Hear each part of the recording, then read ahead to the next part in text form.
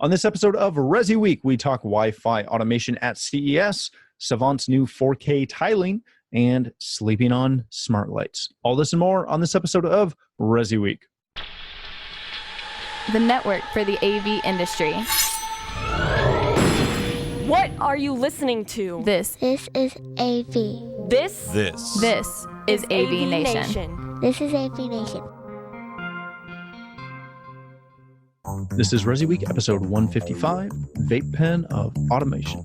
Support for AVNation is brought to you by Peerless AV, driving technology through innovation. Welcome to ResiWeek. This is your weekly wrap-up of all the latest news and stories for the residential AV industry. I'm your host, Matt D. Scott for AVNation.tv, and today I'm pleased to be joined by the one and only Richard Fregosa. He is the founder and principal of Fregosa Design. How you doing, sir? Mellow West Coast greetings from an undisclosed embedded location. I'm the embedded correspondent today. So.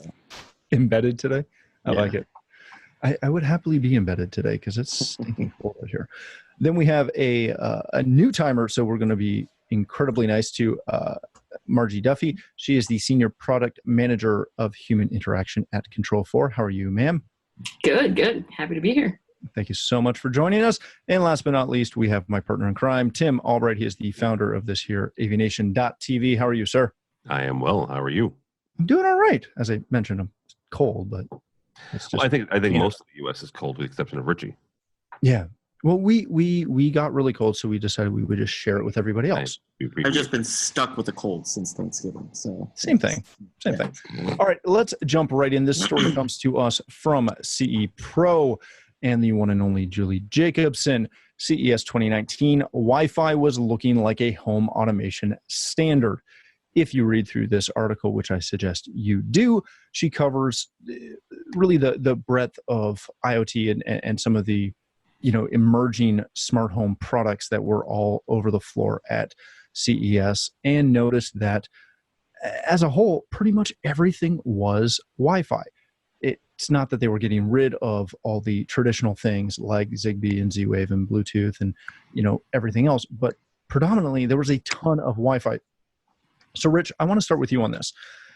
Is this that defining line that separates DIY products and the DIY experience with the HTP experience of really basing everything on just Wi-Fi? I think that's going to be a natural demarcation point. I think that with the lower powered, lower transmission items like Bluetooth, like Zigbee, you have a bit more of an enclosed sandbox to work with. There's less trouble you can maybe necessarily get into. As you expand out to Wi-Fi, which we've always talked about, it's going to be a wireless world. This does require a little bit more technical experience in order to be able to get the units communicating not only on the wireless network, but communicating with one another, that it makes sense at that point. It does allow for a demarcation for professionals to be able to come in and say, okay, we're now not only taking care of these items that are connecting, but there are more things to consider maybe than the $39 router that you can get from Target. So yeah, I think that this was definitely a decision at this point from the manufacturers that have said, if we are going to continue this, we need to expand to a much larger standard in order to be able to hit the market share that we're looking for. Very good.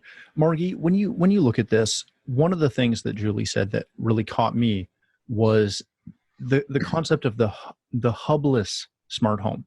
Is that something that we're really going to continue to see in the future? Or again, is that just a DIY realm? I think it's, one of the things that I'm noticing is that people in the DIY space, they see their Alexa devices controlling everything, right? It can connect to their Nest and all their different DIY solutions. And so they start to think that, Alexa is their hub, not realizing that you don't get the same reliability and when you have control inside your home and you don't have to go up to the cloud. So I think the DIY space, we absolutely will see this hubless model until it breaks. And I think that's one of the great things that article talked about was we can get up to 30 devices on a on a router and then it drops, then you start breaking.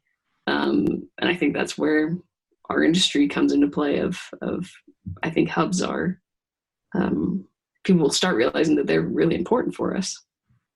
Very good, Tim. Let me pull on that a little bit because it's the perfect lead into my question for you. Is this kind of small scale Wi-Fi automation platform, no hubs, great again for that DIY experience? And does it just leave the larger deployments that require, rock solid Wi-Fi and, proper systems, enterprise grade networks? Is that where the HTTP is going to live? I think it leaves the very high end, right? I mean, really super ultra high end, because all of us, I mean, I want solid Wi-Fi at my house, right? You want solid Wi-Fi at your house. I don't think that just because we don't have $2.5 million to put down on an AV system doesn't mean we don't want that. So I think this actually leads into a larger discussion of something that we started having 3 years ago now. Rich and I were at CEDIA, and we started having this do it with me type scenario, type market, where folks they might go out and purchase an Alexa, or they might purchase a device that does belong on the network and absolutely has to have solid network. But also they need the residential dealers to help them get there if they want to put in, say, a Control4 system to get that the next step of the way. All of this, though, has to live and breathe on the bedrock of a really solid network. And I think that is being proved out at every year at CES, every year at CEDIA, honestly, every year at ISE. Very good. Let's move on to our next story today. This comes to us from Residential Tech Today. Savant has added 4K video tiling to their video over IP solutions. If you don't know what video tiling is, it's that kind of video wall experience where it allows you to have multiple sources on one screen and move them around and resize and do all kinds of really, really cool things with them that typically are the domain of corporate boardrooms and sports bars and things such as that. So, Margie, I want to start with you on this. Sure. Is video tiling, is this really something that the average, and I don't even mean the average home technology enthusiast is looking for, but even in the high end of our industry, is video tiling really, is it just a niche product, or is this something that clients and people are actually looking for and asking for? I wouldn't divide it by high end and low end. I would rather divide it by use case. I think someone who is, I go into a lot of homes where customers have a sports wall, where they've got 4 or 5 TVs on the wall. They want to watch a bunch of different games. I think in that use case, it's fantastic. In the kind of the light commercial space, the restaurants and sports bars, it can be a great option for people, especially as TV screens are getting much larger. But I think just, it just depends on what that customer's driving purpose is for it. Someone who just likes to watch movies and Netflix, I don't think that's a big, I don't think tiling is going to be big. But when it comes to the big sports watchers, or the someone's watching all the tickers coming in, all the stock reports, those people it matters for. But I think there is a space for it. But again, it just goes back to use cases. Very good. Tim, the biggest thing that I pulled out of this that kind of really stood out really quickly was not only the fact that they're delivering quote unquote lossless 4K 60 444, which is, as we know, kind of the holy grail of video quality, but specifically that this requires a 10 gigabit network. Now, we just talked about rock solid Wi-Fi, rock solid networks in a home. As Margie said, this is a use case application. I see this and go, okay, from a new build, no problem. 10 gig. If I know I'm doing tiling, if I know I'm trying to distribute this level of quality, that's what is going in. We know how often we even find 10 gig in commercial. is this going to be a massive sticking point? I think that you both are right. If it's a use case, right, it's a case where this is something that somebody wants to put in. We're here in the U.S. we're in the midst of football mania, and two teams are now going to the Super Bowl. Those last few weeks would have been perfect, right? Somebody who's a sports enthusiast, it would have been perfect for them to watch all 1,700 games that went on. Somebody who's a baseball fan, which, catchers and pitchers report sometime in February. I'm sure Rich could tell us where, at least for the Giants. Watching 15. When? I was about to say, I know where I'm going to be February 3rd. There you go. That's apparently the Giants warm up. But lots of stuff like that where you've got folks who want to see multiple things. If a user wants to have, if your homeowner wants to have multiple videos going on at the same time, like that this does, then yeah, I don't think putting in a 10 gig switch is much of a sticking point. However, it is a premium, and they need to understand that, right? Not only do you have to buy the multiple displays to create the wall, not only do you have to buy the video processor to create the multiple videos, but this is an additional expense that having the 10 gig switch that they normally haven't spent. I know folks who do video, maybe over IP that is 10 gig. They have quoted a couple prices per port that some folks have, yes, sub $100 per port, but there are also several switches out there that are several $100s per port. So you've got to do your homework and understand that this is a premium infrastructure that you're putting in to support this video wall. Rich, Tim brings up a really good point as far as infrastructure and the costs associated with that. When you go to market something like, hey, we can do video tiling in your media room or in your kitchen or anywhere you so desire it, obviously you have to get into the dollars and cents of the entire system. But is this something where you can market it in addition to all the network that you're putting in, or do you have to put it together as one main package? How do you market this type of product? Well, I think the first thing that we have to consider is that Savant has announced a proof of concept, right? So in 2009, since 2009, I've had a video tiler in my theater, but it was 1080p total, and it took 8 HDMI inputs, and it put a scaled output, and it is not a cheap piece of equipment that also required a sophisticated control system to make it all work. Fast forward a decade later, now we're talking about a device that is now going to do that over an IP infrastructure. Now, yes, if you think about it, with our 4K and with 8K coming down the line, we're looking at, 18 gigabits of signal.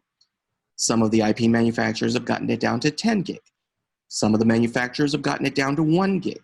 So, Savant is taking the approach of saying, in instances where you can have this type of bandwidth in your system, we're ready to provide this for you, and you can enjoy your system and the tiling experience right now. There is an unspoken right there, which is saying that there are going to be other manufacturers, and probably Savant themselves, who are probably tirelessly looking at ways to integrate this into their legacy systems. But you have to start somewhere. It's much like large displays. 103-inch plasma 10 years ago was a $150,000 device. Now, you're getting 80-inch TVs for $3,500. So, we are going to see, as the proof of concept gets rolled out, then we'll start seeing that scale down and that trickle effect that comes through.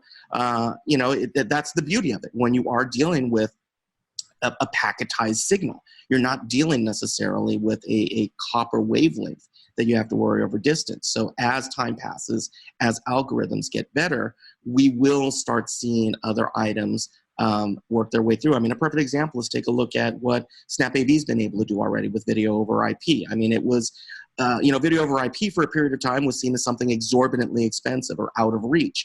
Now we have, from a distribution standpoint, a device that is providing that at a cost-sensitive price. So, I'm excited about it because I always think that, when you're blazing the trail, that allows you to set yourself apart, maintain, the cachet that people are looking for, and builds the loyalty with your client. Because if you're getting them started early, you're only going to get the downstream trickle. Very good. Let's move on to our next and likely last story of the day. Unfortunately, CNET, if you have been sleeping on smart lights, it's time to wake up. This is a commentary by Ry Chris. If you've followed my show at all or know anything about me, you know that this will be the one that gets me the most excited. Hence, I'm a big lighting guy. That's what I'm getting at if you missed it. Essentially, what he's doing is, as you go through this article, he's saying that if you have been avoiding, putting off, thinking that smart lighting is a joke, it's not. This is time to, get on board. It has been here long enough, and it is fantastic. Tim, I want to start with you on this. As I'm sure you know, having read this, you probably know where my mind is already going to be. But when I look at this is smart lighting, but mostly smart bulbs. Mm-hmm. This is the Home Depot, Best Buy, etc., Amazon level of lighting control. Because of what they're saying and because of what this article is covering, does this touch at all on anything remotely that we should be concerned about within this, true Resi AV channel?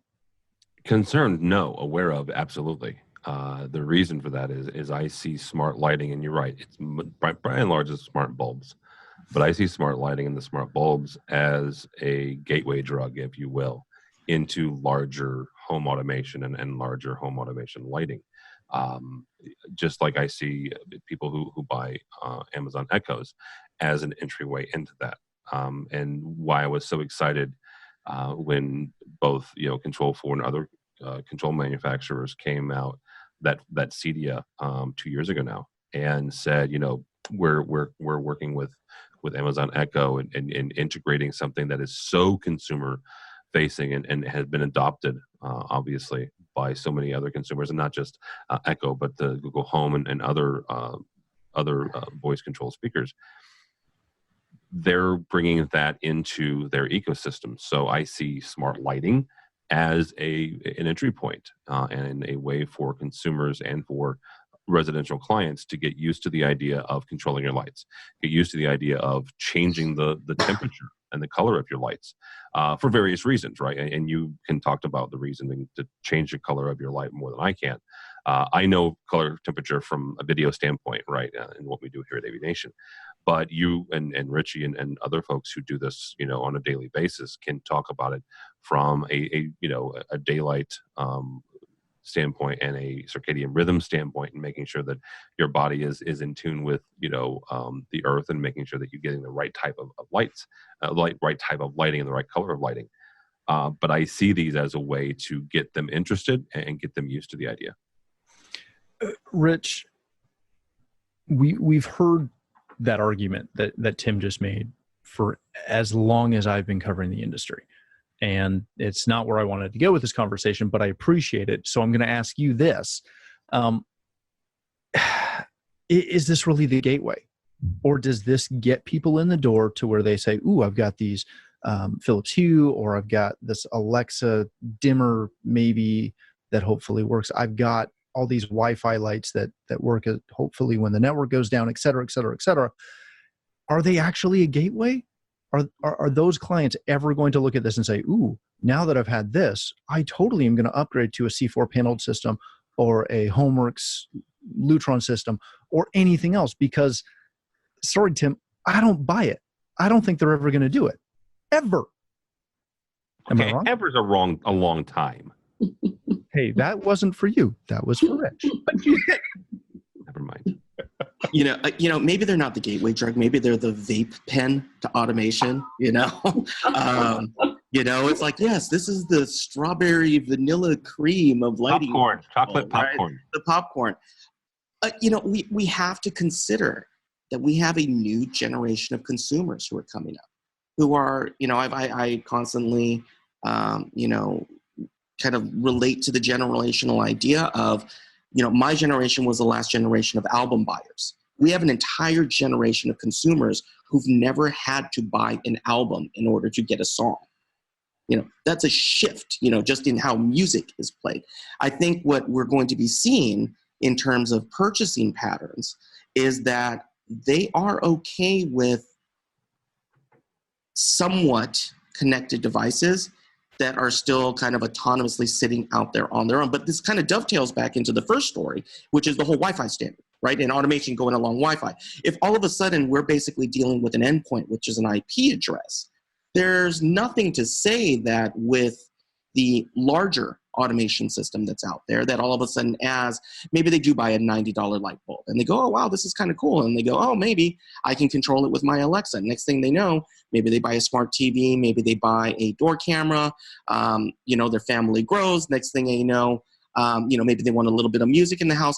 All of these things have to get bridged together at some point. What is going to be incumbent upon the control system companies, whether they are in the lighting industry, the audio industry, or standalone automation controllers, is they are going to have to find ways to reach inroads with all of these disparate little companies that are out there and finding ways to communicate and bridging them all together. I mean, that's really been the whole purpose of automation, is to operate as an umbrella, right? All these disparate pieces operate underneath the umbrella itself, but there's a unified front end. And some people will see the value in that unified front end, and they are able to leverage what they already have, as opposed to, you know, again, I think if you walked in and said, you bought this $90 light bulb, by the way, now you've got to get rid of that, and you've got to buy X company's light switches and these light bulbs, no, that it's not going to happen. Nobody, you let them drive it, right?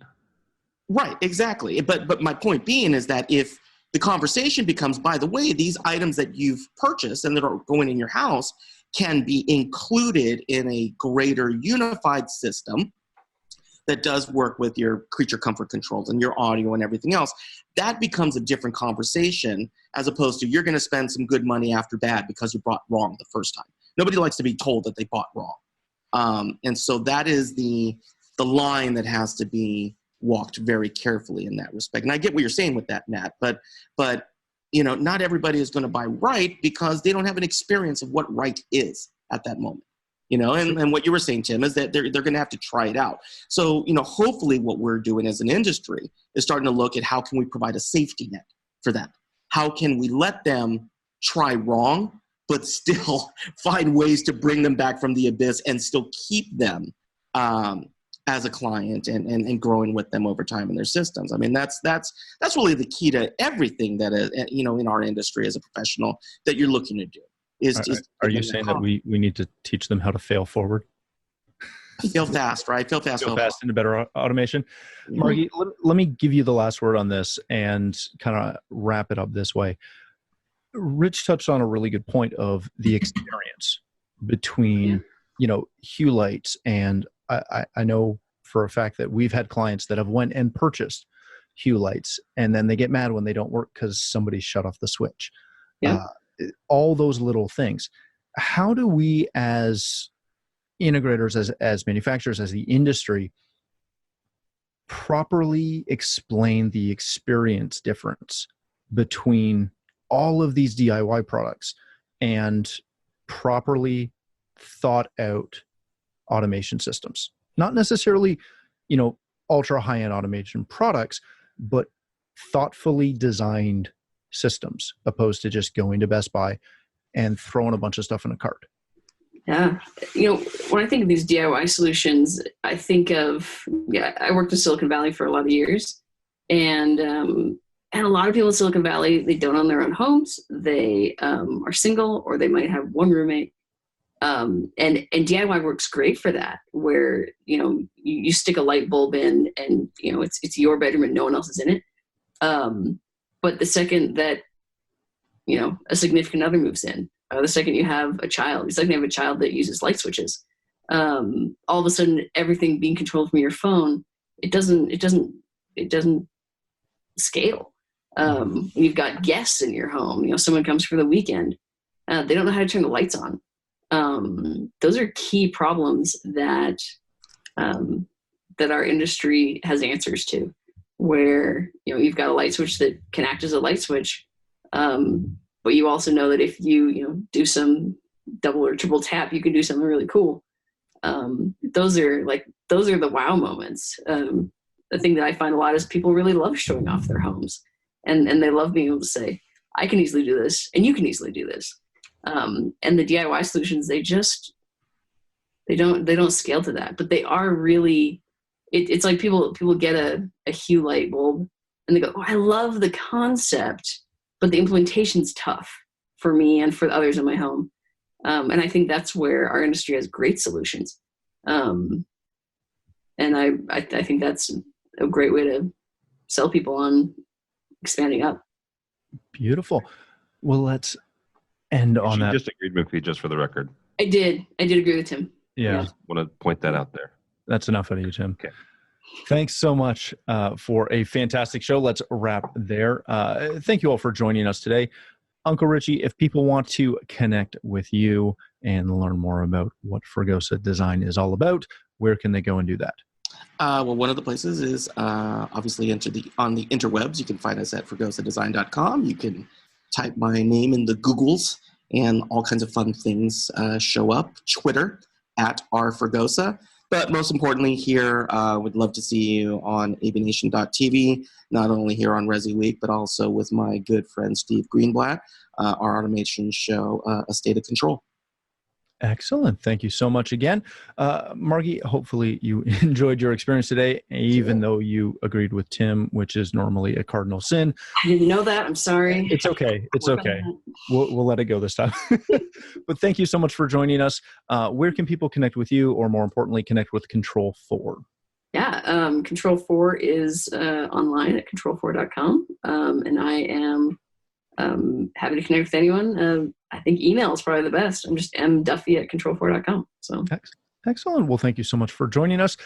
Tim, of course, thank you for being here today, even though you tried to derail the show as you normally do. If people want to connect with you, learn more about AVNation, which I will plug in a minute, but you can do it anyways, just for fun. No, I'll let you do it. You can follow me on the Twitters if you'd like at this point. Ferricine is over, so go Blues.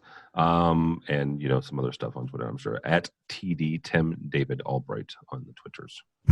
Excellent. Well, thank you again all for joining us. For myself, if you'd like to connect with me, you can find me at Matt D. Scott on Twitter and many other social platforms. But more importantly, please stop by AVNation.tv, where you'll find this show as well as a wide variety of our other shows with all the verticals that we cover.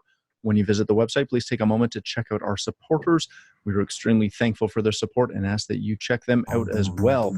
Thanks again for watching. That's all the time we have for this episode of ResiWeek.